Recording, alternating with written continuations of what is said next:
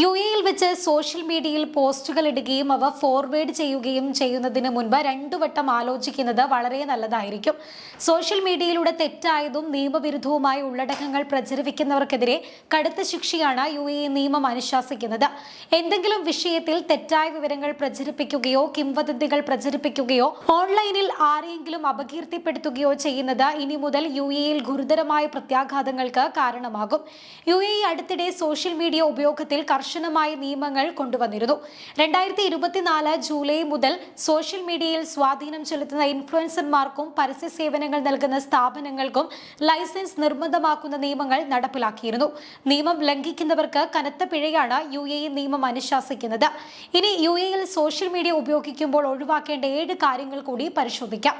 UAE പ്രസിഡന്റിനെയോ Emirates ഭരണാധികാരികളെയോ രാജ്യത്തിന്റെ ഭരണ സംവിധാനത്തെയോ വിമർശിക്കുകയോ ആക്രമിക്കുകയോ ചെയ്താൽ ശിക്ഷ ലഭിക്കുന്നതായിരിക്കും. അതുപോലെ സംസ്ഥാനത്തിന്റെ ഉയർന്ന താൽപര്യങ്ങൾക്ക് ദോഷം വരുത്തുന്ന രീതിയിൽ പ്രചാരണം നടത്തിയാലും യുഎഇയിൽ പിടിക്കപ്പെടും.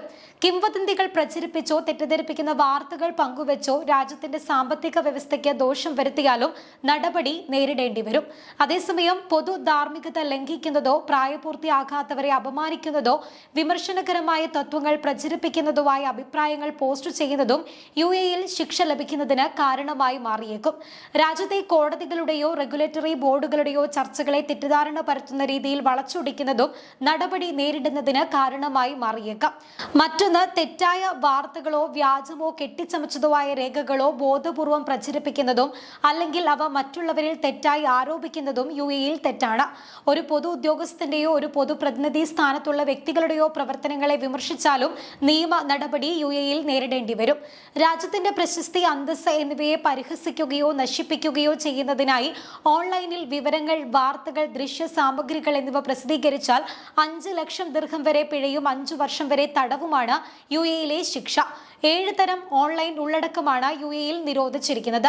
ഇതുകൊണ്ട് തന്നെ സോഷ്യൽ മീഡിയ ഉപയോഗിക്കുമ്പോൾ ശ്രദ്ധിക്കേണ്ടതുണ്ട്. മുന്നിൽ കാണുന്ന കണ്ടന്റുകളെല്ലാം ഷെയർ ചെയ്താൽ പിടിക്കപ്പെട്ടേക്കാം.